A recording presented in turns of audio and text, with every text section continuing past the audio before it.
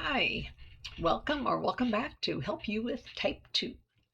This is my second post in my type 2 and food series, How Diet Influences Blood Glucose. I'm Julie Scalisi, a registered dietitian and certified diabetes care and education specialist in the United States, taking my 40-year career to YouTube to reach out to more people who are living with the uninvited guest. So, today we're talking about why some foods raise blood glucose more than others and how you can use that information. So, there are two main categories here. So, the first section is how nutrients affect blood sugar, carbohydrate, protein, and fat. And then the next section is on how food and beverages that we eat affect blood sugar. And that's really the interesting part. So, starting with just nutrients. So, carbohydrate. So, carbohydrate is really the big winner on the nutrient that has the most impact on affecting blood glucose, from what your blood sugar is before you eat to what your blood sugar does in the 3 to 5 hours after you eat. So, carbohydrate foods are generally plants, big variety of carbohydrate in different plants, because we're going like from, lettuce to potatoes. There's a giant difference in carbohydrate content in foods, but also in how those carbohydrates might work. And that's what we'll be doing in the second part. So, it's in plants, so grains, starchy vegetables, and dairy products, not cheese, though. When milk has been processed to the point of cheese, it really is just kind of protein and varying amounts of fat. It doesn't really have much carbohydrate in it anymore. And sugar, added sugar or natural sugar. Carbohydrate in our food is converted to glucose within 10 to 60 minutes or so after swallowing, and all of the carbohydrate gets converted to glucose except fiber. That doesn't mean that carbohydrate is bad, because glucose is our fuel source. So there's kind of two parts on that, and each of these are videos in themselves. But for carbohydrate, how much, when, and the quality of carbohydrates has big impact on blood glucose changes from pre to post meal. And the real issue with diabetes is, can the body handle the glucose that is coming from the digestion of our carbohydrates in having diabetes? So, diabetes isn't the problem of digesting, it's using the nutrients or the glucose, all nutrients actually, after it gets broken down and absorbed into the fuel that it's made of, the carbohydrate, protein, and fat, how our body uses that as fuel and energy for our cells. So we'll be diving more into that definitely when we talk about understanding diabetes a little more in different videos after I finish the food series. So the next nutrient is protein. So protein, maybe half of the protein we eat, it might eventually get used as a glucose source. So it's not rapid, it's not a direct source of glucose. Protein's purpose is not to convert to glucose, but it can do that in part of the normal metabolic pathway. So protein is in meat, fish, dairy, eggs, nuts, legumes, or pulses. Our liver uses protein as a base for glucose, yet this is a slow and indirect change. So not a giant impact on blood sugars. Fat as a nutrient, not a glucose source. Fat is a highly concentrated source of energy. There's 9 calories per gram in fat, and carbohydrate and protein only have 4 calories per gram. So it would not be worthwhile for our bodies, which are conservative fuel entities, for them to use something that has 9 calories per gram and switch it to something that has 4 calories per gram. That would be wasting energy. And our bodies are set up to be the last one alive when the famine hits. It wants to store anything it can to use for later. So we're not going to be wasting fuel. Our body is not set up to waste fuel. So that is a very brief summary on carbohydrate, protein, and fat. And we're going to now move into the more interesting part of, well, what's that mean about what I'm eating? Into food factors that influence blood sugar after we eat it. And, food is not the only thing that impacts blood sugar, but it does. So carbohydrates and these concepts of food are an important part of the recipe and the tools in the toolbox for managing diabetes. But it certainly doesn't end with diet. There's a lot of other things to help manage and take care of diabetes and reduce the risk of diabetes related complications. So this list of food factors, and the order does not imply priority, includes food processing and particle size, fiber, fermented food, resistant starch, acidity, the order of eating, fat content or fat along with a meal or a snack, and glycemic index. So don't worry about trying to memorize all this or having to watch this video 800 times to understand or remember it. In the description, I will include a link to a handout on this so that you can, it won't be the exact script, but it'll have the summaries in here for you. Okay, so starting with food processing and particle size.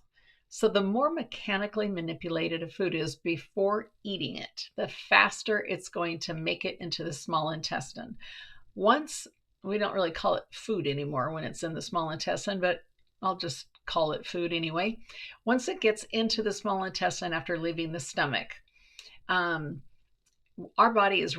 small intestine is really good at breaking those nutrients into their pieces. So carbohydrate is broken into glucose rapidly. That is not a problem. So if it's there, it's going in the bloodstream. So examples of processing and particle size. So if you compare wheat berries. So wheat berries are just kernels of wheat, and they can be boiled in a bunch of water. You boil them for a half hour or an hour, depending if it's soft winter wheat or hard winter wheat or hard wheat. And they're a yummy, crunchy, nutty tasting rice alternative. And compare that, which are whole grains. You can actually see what wheat looks like in wheat berries, compared to wheat flour. And the highly milled flour is going to be way faster at making it into the bloodstream as glucose than eating the wheat berries. And you're going to feel more hungry sooner after having the processed flour compared to the wheat berries. Another example is like the difference between an apple versus applesauce versus apple juice. So the more processed it is, and the more it's away from its natural state, then the faster that nutrition is going to make it into your bloodstream as glucose. So this manipulation can be done by the food manufacturer, or we can do it at home in preparing our food. So our stomach is the only place in our body that has 4 layers of muscle. Our stomach is supposed to mix and pummel food. So let your stomach be the blender. So smoothies and meals that we should be chewing and swallowing and grinding and pummeling and then getting to the small intestine, we're kind of missing that whole part of the digestive process by swallowing it as a liquid. So eat your food. It's gonna make you feel full longer, and it's more of what our body is intended to do. Okay, and that's my spiel on food particle sizes and processing. So next is fiber. Fiber naturally comes in plants, keeps the plants upright and doing what a plant is supposed to do. And eating a wide variety of plant foods helps ensure that we get both kinds of fiber that our digestive system needs. So it makes constipation or diarrhea less likely. Fiber also has the great job of feeding our bacteria in our digestive tract, which nudges our gut to produce GLP-1 hormone. So, and that's an extra bonus on helping your not just blood sugar, but our whole metabolic system work better. So there we'll be talking a lot more about GLP-1 type hormones in upcoming videos. But so fiber is good. It's good to feed our gut critters. Kind of on that same line is the next one of fermented foods. So fermented foods are actually a good thing. Now I know some of them can be higher in sodium. So that is especially a concern if you have congestive heart failure or if you have high blood pressure. But fermented foods have probiotics, and they have bioactive compounds that also help our gut bacteria. It supports transit time and improves bowel movement consistency. So some people, if you have an IBS, some of those symptoms can get relieved by using fermented food. So examples are kefir, yogurt, kimchi, and sauerkraut. For you folks who don't like whole wheat bread, sourdough is a fermented food bread, and it's actually a fairly decent choice of bread out there to use, especially if you have diabetes. And they do make cracked wheat sourdough. I've never seen whole wheat sourdough. But so the cracked wheat has a little bit of fiber in it as well. Okay, moving on to resistant starch. Now, this one I think is just fascinating. So resistant starch is starch that is challenging for our digestive enzymes to get to it. So it slows how long it takes for the starch to become glucose. So now that can be a natural thing that happens in the particular type of grain we're talking about, or we can actually make that happen in how we prepare our food or some of the starchy foods that we eat. So let me explain. So naturally resistant starches include green bananas, plantains, uncooked potato and cornstarch, legumes or pulses, whole barley, whole oats, brown rice, and some long grain rice varieties. So basmati, jasmine, and texmati rices have naturally resistant starch in them. So what you could do to use this information, like if you are like, don't be talking about taking away my smoothie in the morning, lady, then maybe adding some cornstarch or potato starch to your smoothie and have a green banana, just don't buy a whole bunch at once because they don't stay green forever, will add resistant starch to that breakfast that you like. And that's cool when you can learn enough about how food can influence the rate that food gets converted to blood sugar, because there's just so many right ways to do things. So anyway, that can make a difference in liquid meals. And generally solids take longer to get past the stomach than liquids do, especially thin liquids. So the other part of this is how you can create resistant starch. Now, this is a thing that can be in carbohydrate foods that are typically, oh, don't eat that. That'd be like potatoes and white rice. Don't eat that. It'll make your blood sugar shoot straight up. Regular potatoes, regular pasta, white rice. So if you cook them and then you cool them in the refrigerator for 24 hours or more, and then you use them in cold recipes. So a fruit salad, a potato salad, or rice, or where am I? Potato pasta or rice salads. They become resistant starch when they've been cooked and then refrigerated, and it's a way that you can then enjoy those foods.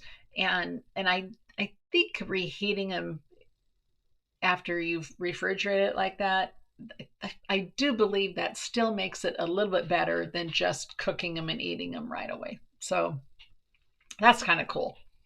And then if you actually do this system of cooking and refrigerating with those rices that are already resistant, starch rices, the basmati and jasmine rice, they even become more resistant starches than they were originally. So that can make a big difference if you really want to chow down on some rice on some meal or something.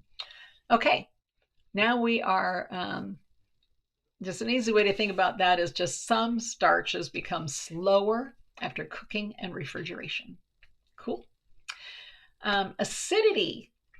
Acid foods and condiments slow stomach emptying. So you get a more gradual rise of blood sugar after that meal. So if you add, let's say, red wine vinegar to your spinach, or you use vinegar and olive oil salad dressing, or add citrus fruit to your meal, that can be a way that you can slow down the digestion of that meal and therefore have a more gradual and probably less peak of your blood sugar after the meal.